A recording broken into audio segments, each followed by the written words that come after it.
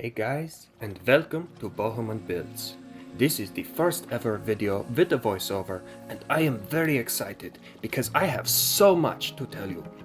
So, without further ado, let's get started.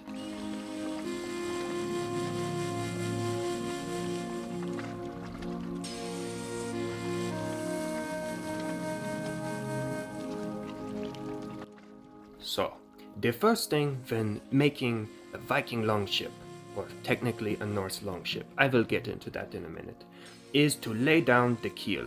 The keel will determine your dimensions, which is of course very important. If you don't know how big it is, you can't make it. So that's kind of obvious. Then, of course, you have to finish out the ship with the Clinker siding. It was a technique that they used where they would overlap the boards on the sides, which gave it a very distinctive, almost a siding look.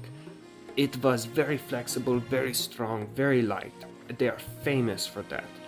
And then we add the mast, which is of course important because it's a massive deal. Forget it. It has a sail. You can't row all the time. You will kill yourself, either figuratively or maybe literally. The sail is what gets you most of the places. In reality, they would only row short distances in combat, perhaps, or when landing. Usually a sail is up, so you have to have a sail.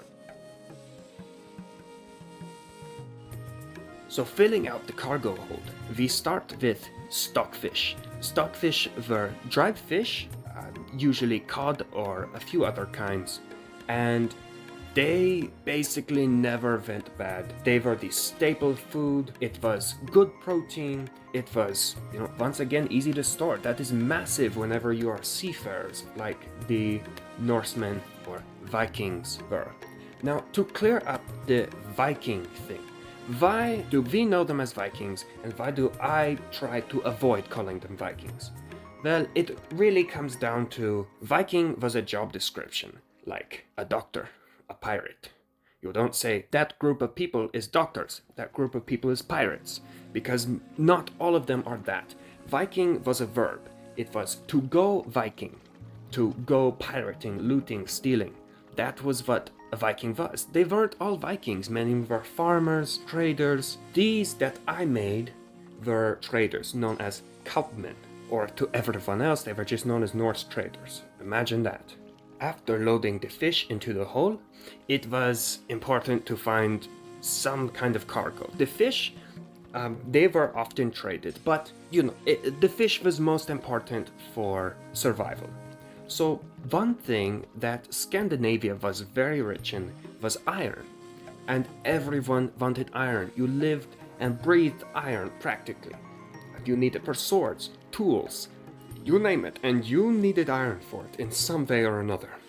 So iron was a huge deal, and Scandinavia had plenty of it.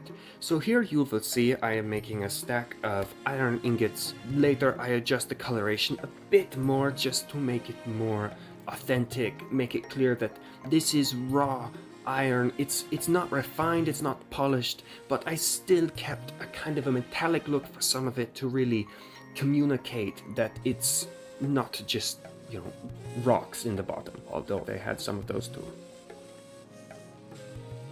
For our next bit of cargo, we add something a little more processed, axe heads. Now, of course, the axe is kind of inseparably related to the Viking. You think of Vikings, you think of big axes. So it was a little bit communication here that I chose axe heads. They communicate very well because they're big, it's a distinct shape, and you see axes and Vikings and you think, oh, of course, that makes sense. But this is real. They did export more processed metal goods. They were excellent blacksmiths. So to find axe heads here, it's not unreasonable. In fact, it's actually pretty authentic, which was the goal. One thing to clarify though is that they would not necessarily be this bright silver, because even though they were axe heads, they were not necessarily at a full level of finish. Now next, we move into the textiles. The Norse were famous for their waterproof wool. That is what this is. I did my best. Would you find it in bolts? exactly like this? No, probably not. But the goal was to communicate, look, textiles. That is accurate. In this form, not necessarily, but a lot of it comes down to communication. Super important. Sometimes even more than perfect accuracy. So it's a game of give and take. Now, the colors that I chose for these were researched. These were not just random colors. I thought, oh, these will look good. No. The blue that you see here is the holy grail, so to speak, of Norse textiles. This blue was often derived from the woad plant, which for some reason just makes me think of a toad. I don't know why. It was not derived from toads. I don't think animals were harmed in the making of this textile. The strong blue was the most expensive, luxurious fabric. One of the most. I don't know if there were any more expensive. Correct me if I'm wrong. But it was an extremely high value product, highly sought after by the Norse and by people outside of Scandinavia. So seeing this would have been a massively important export. This lighter blue, it is a little bit more affordable, but still an important export. And you will see on my characters that I put on these colors, because these are real colors that they would have had. The red, I don't remember what the red comes from, but that is an accurate color. The rich red is really, it's another highly desired color. The Norse loved rich colors. You'll see movies where they're all wearing dark brown, leather, and it's just not right. It hurts my heart to watch, which unfortunately I don't watch many of them because I would have heart problems. But they loved bright colors, and so you will see here I have these bright blues, even more muted blues, but you're not going to see browns. You will see off-white, that is like the unprocessed fabric, because it's useful for a lot of things, and it's also cheaper, which is worth something. You will also see the yellow, that is in ochre, that is about the most historically accurate yellow I could find, and that was derived from, I want to say, ochre. Now, after adding some coloration to the iron, with a little bit of a nice rust orange, and some darker and some lighter, just to make it look a little less processed and uniform, you'll notice I place it very close to the keel of the ship, because that is strongest structurally. Now, realistically, where you would want it would be right next to the mast. That is the strongest point of the ship, and that is where we would have wanted to put it. I didn't. I was packing things in by where I could fit them. Not all of the hold is the same size, so the cloth can fit where I put it. You can see I had to turn it because it wouldn't fit otherwise. So the iron would be very heavy. You would consider where you put it so you didn't kind of slowly twist your ship. You didn't want to add extra stress. So you can see here what I did is not perfect, but I arranged it symmetrically around the mast. So that way, the way it pulls is balanced. It does not create unnecessary stress, and that is realistic. They would do that. More realistically, they would have put it closer, probably. The middle was the only place I put the fish, and I figured they would like to live. Most people would.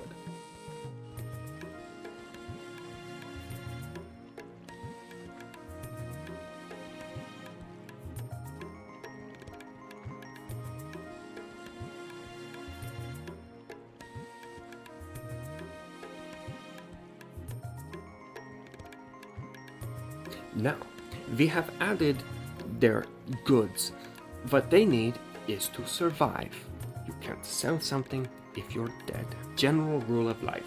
Thank me later. So what we add is a red carrot. Now, this looks weird, I know, but orange carrots did not exist until, I believe, about the 16th century, so very, very late medieval, a little bit past. Originally, carrots were red, purple, and yellow. Red and purple were the Asian varieties, I believe, and yellow, I don't remember where it came from, but in the main castle, you will see much more yellow. There's reasons behind that. This is not the time. But the point is, red carrots, purple carrots, that is what they would have grown in Scandinavia. Now, why do they have carrots on the ship? They would spoil fast. Yes, I know. It comes down to communication again. I researched. I know what is supposed to go on the ship. And since red carrots were not exclusive to Scandinavia, it is not unreasonable to assume that they would have restocked on shore, maybe offloaded some of their wares, bartered for these extra fresh provisions, because stockfish was notoriously hard. You could have repaired a hole in the boat with one of those fish. I would not recommend trying it.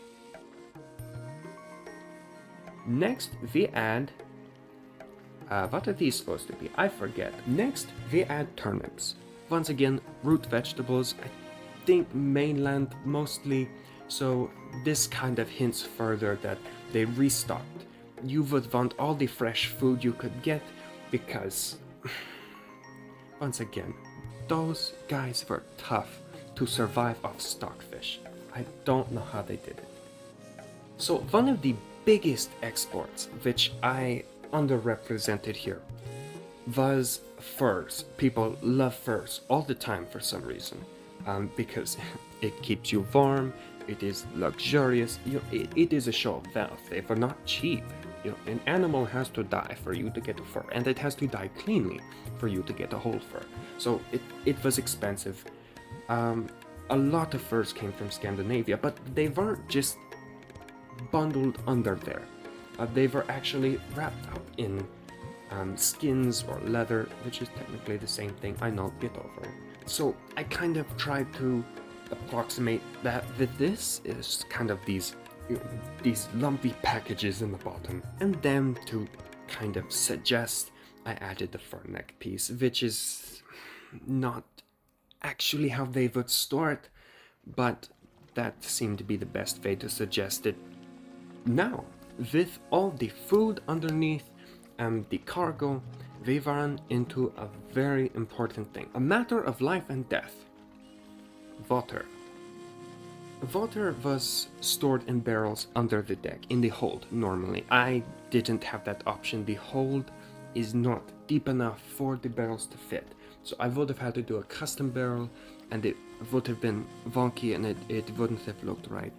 So I did barrels at the end. The water barrels did weigh a noticeable amount, so they would have been distributed much like the iron was, to keep the ship balanced. So I put it at the ends. It's not in anybody's way. It's still pretty accessible, and it doesn't change the handling of the ship. Now, with the ship done, it is time to put on the crew, because this is not a robotic ship, it needs a crew. If you would like to see how I made these, make sure to check out my short, which I will link at the end. We start first of all with this blonde guy. The story behind him is he is a Saxon. They were known for clean-shaven and light hair, as opposed to the Vikings.